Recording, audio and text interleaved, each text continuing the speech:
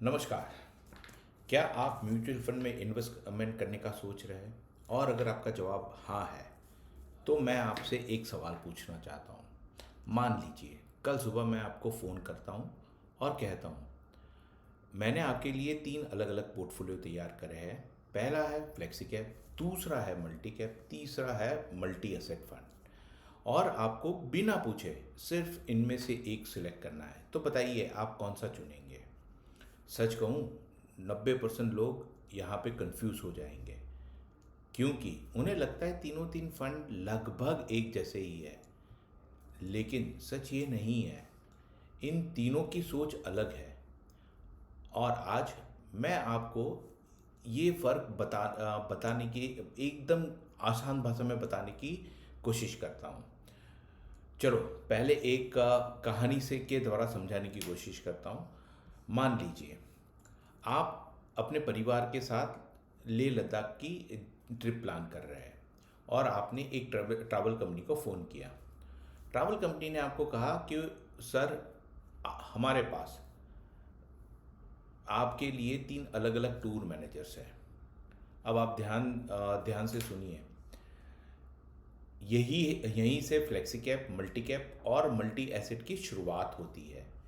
पहला tour manager आपके सामने आता है। वो मुस्कुरा के कहता है, सर, आप बस सफ़र का आनंद लीजिए। रास्ता मैं तय करूँगा। अगर वो हाईवे होगा, हाईवे खाली होगा तो हाईवे से जाएंगे। अगर पहाड़ी वाला रास्ता बेहतर होगा, खाली मिलेगा तो हम वहाँ से जाएंगे। अगर ट्रैफिक होगा तो मैं रूट बदल भी दूंगा। आप अब पूछते मतलब आप क्या कहना चाहते हो? तो वो कहता है आपको कि मेरा काम है आपको अच्छा सफ़र देना। मैं एक रास्ते से बंधा हुआ नहीं हूँ। अगर यहाँ पे मेरे पास फ्लेक्सिबिलिटी है। चाहे हाईवे का रास्ता खाली होगा तो हम हाईवे के रास्ते से चले जाएंगे, और पहाड़ी वाला रास्ता बेहतर और अच्छी कंडीशन में होगा तो हम वहाँ से चले जाएंगे। मेरा ऑब्जेक्टिव ये है कि आपका सफ़र आनंदमय रहे। बस यही है फ्लेक्सी कैप फंड। ये केवल इक्विटी में ही निवेश करता है, लेकिन फंड मैनेजर के पास पूरी आज़ादी है। वो उसे जहाँ अपॉर्चुनिटी ज़्यादा अच्छी लगती है वहाँ पे वो निवेश बढ़ा देता है।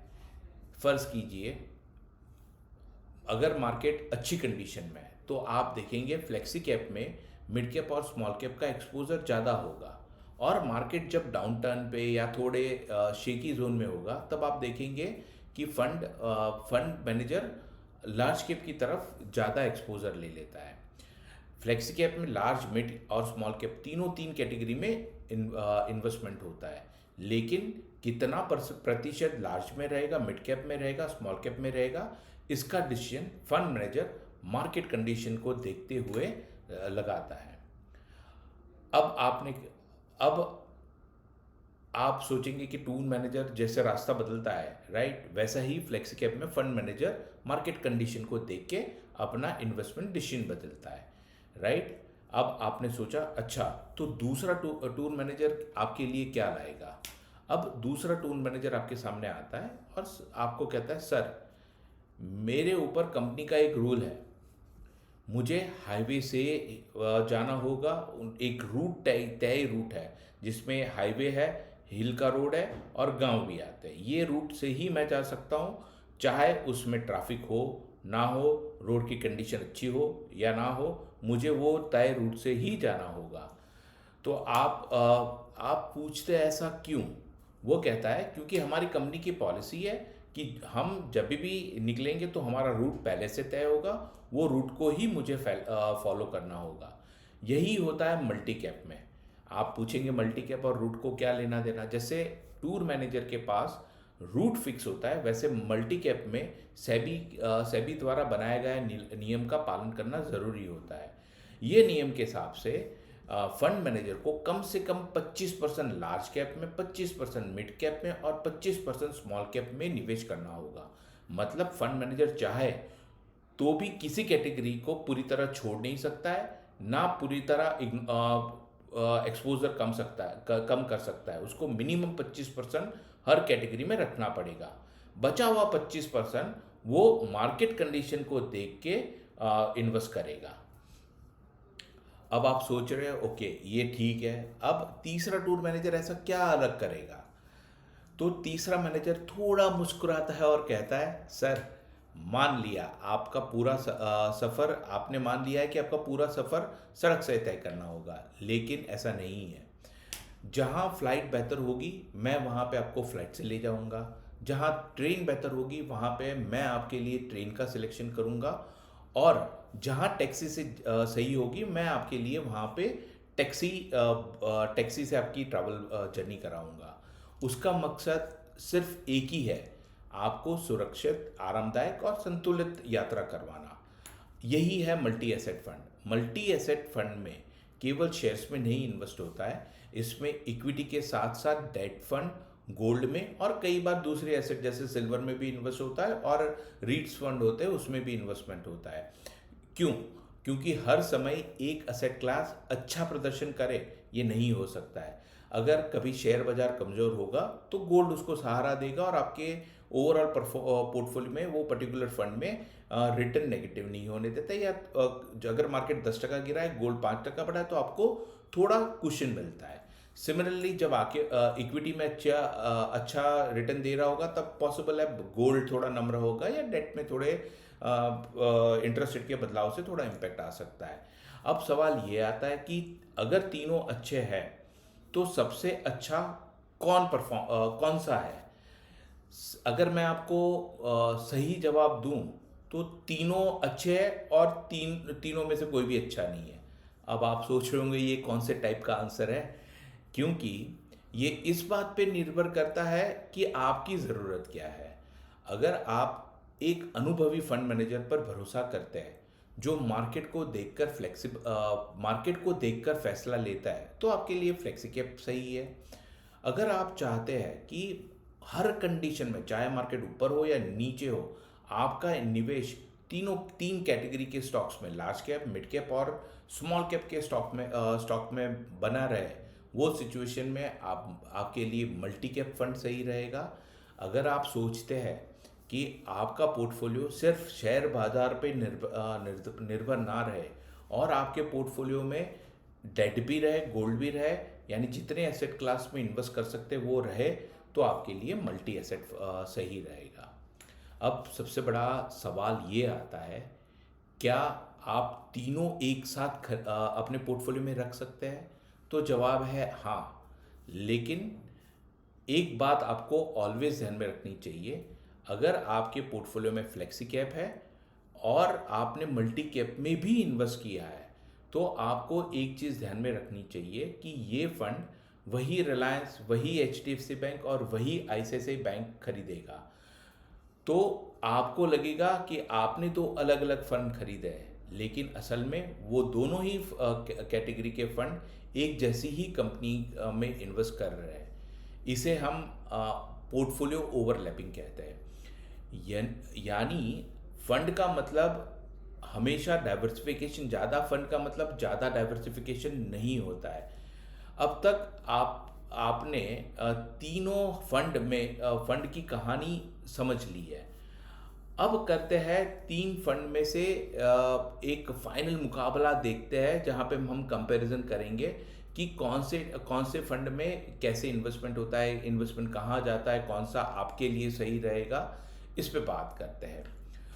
सबसे पहला आपके सवाल में आपके जहन में सवाल आता होगा कि आखिर ये फंड, मेरा लगाया हुआ पैसा जाता कहाँ है, कैसे एसेट का एलोकेशन होता है।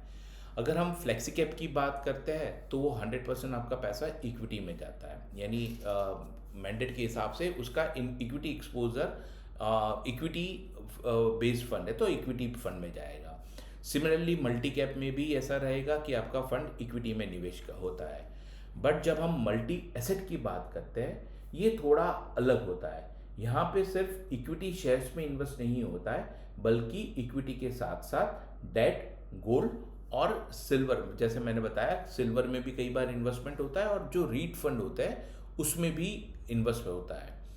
अगर एक लाइन में कहूँ तो फ्लेक्सी कैप और मल्टी कैप सिर्फ इक्विटी प्लेयर्स है, लेकिन मल्टी एसेट फंड आपके लिए एक होलिस्टिक अप्रोच लाता है, सारे सेक्टर में आपका इन्वेस्टमेंट होता है।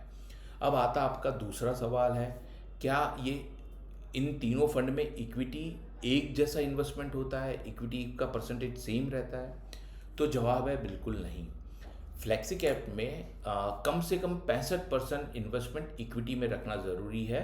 बचा हुआ 35% मार्केट कंडीशन के हिसाब से इक्विटी में एक्सपोजर बढ़ाना या कम करना ये फंड मैनेजर के हाथ में रहता है। वहाँ जबकि मल्टी कैप फंड में ये परसेंटेज 75% है, यानी 75% उनको एनी टाइम इक्विटी में इन्वेस्टमेंट रखना पड़ेगा। आपने समझा आगे कि 25% लार्ज कैप, 25% मिड कैप और 25% स्मॉल कैप, उसकी जितना फंड है वो उतना तो मिनिमम आपको इसमें रखना पड़ता है। बचा हुआ 25% वो फंड मैनेजर के हाथ में कहाँ इन्वेस्ट करना है। जबकि मल्टी एसेट फंड की बात करते हैं तो इक्विटी में कोई फिक्स अमाउंट नहीं होता है यहाँ पे, बट नियम के अनुसार कम से कम 3 एसेट क्लास यानी इक्विटी, डेट और गोल्ड, उसमें मल्टी एसेट फंड को मिनिमम 10% का इन्वेस्टमेंट करना पड़ता है। यही वजह है, अगर आपका रिस्क प्रोफाइल के हिसाब से अगर हम देखें तो सब तीन की रिस्क प्रोफाइल अलग अलग होती है। अगर मैं फंड मैनेजर होता तो किस फंड में मुझे सबसे ज़्यादा आज़ादी मिलती?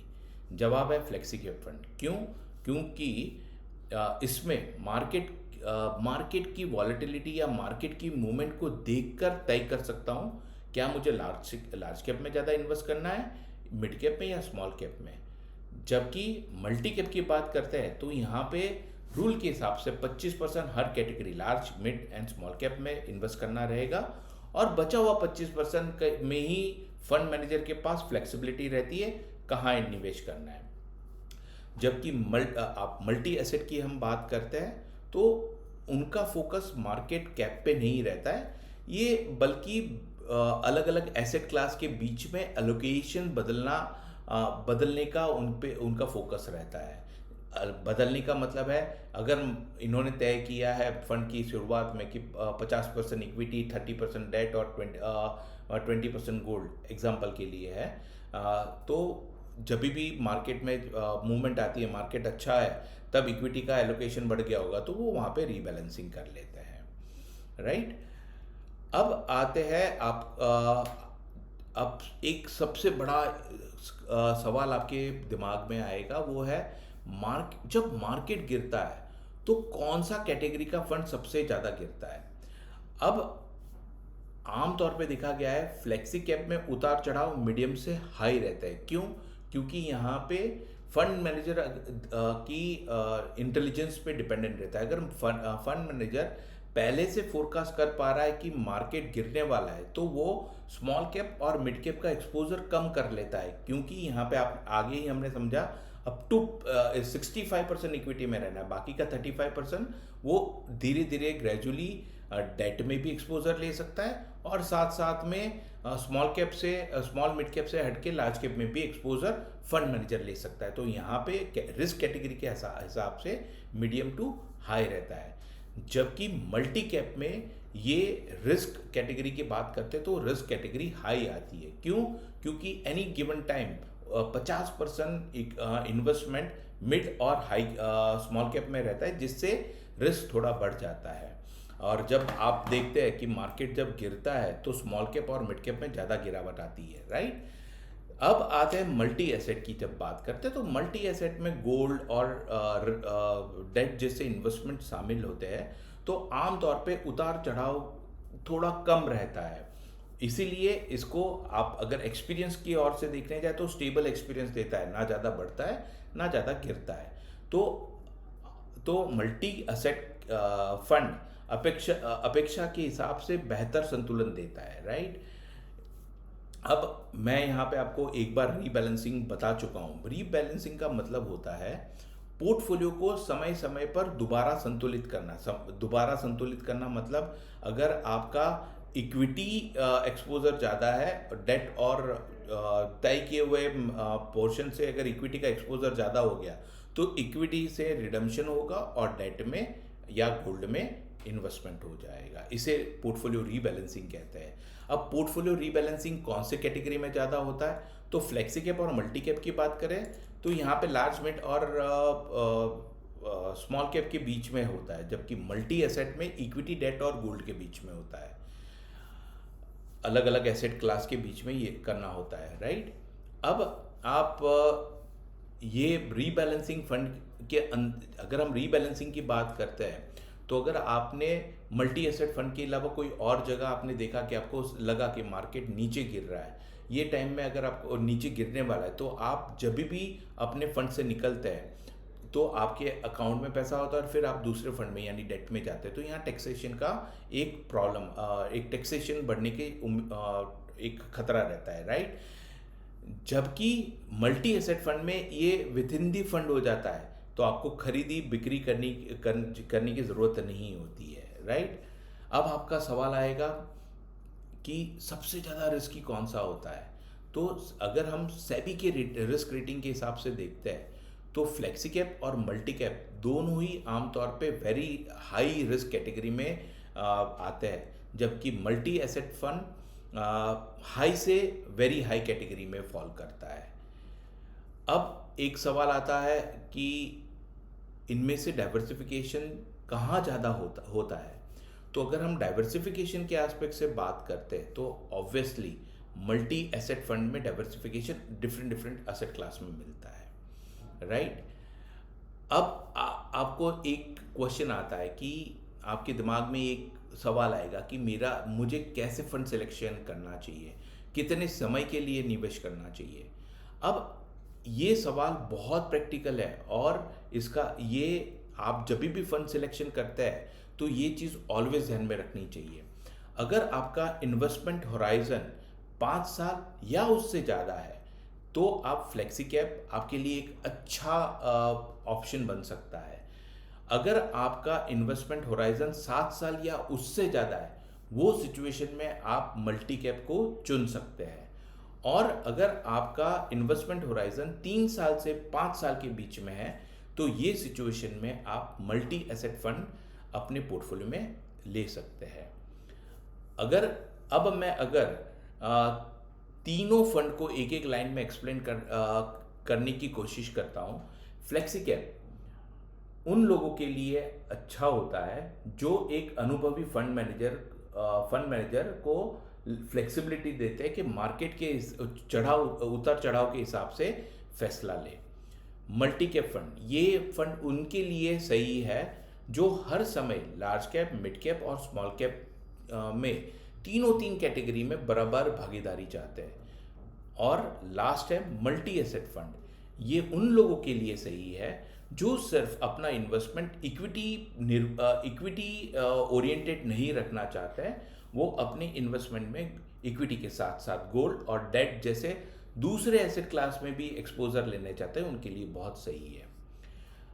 अब लास्ट पॉइंट मैं कहना चाहूँगा, इसलिए जब आप अगली बार कोई भी इन्वेस्टमेंट करने का सोचे, तो ये चीज़ ज़रूर ध्यान में रखें कि कौन सा फंड ज़्यादा रिटर्न दे रहा है, वो उसको ध्यान में रखते हुए अपने पोर्टफोलियो में जगह ना दे, बल्कि आपको वो फंड चुनना चाहिए जो फंड आपके गोल के अनुरूप हो, आपके इन्वेस्टमेंट होराइजन को ध्यान में रख के इन्वेस्टमेंट किया गया हो, और आपकी रिस्क टेकिंग कैपेसिटी को भी कंसीडर करके आपको फंड सेलेक्ट करना चाहिए।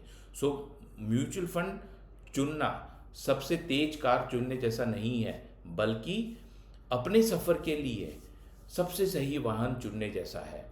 आई होप आपको ये वीडियो में काफ़ी जानकारी मिली होगी, एंड आपके इन्वेस्टमेंट के लिए wishing you very all the best. और आप और इन्फॉर्मेटिव वीडियो देखना चाहते हैं ऐसे, तो आप हमारे चैनल को सब्सक्राइब करें और ये वीडियो को ज़रूर लाइक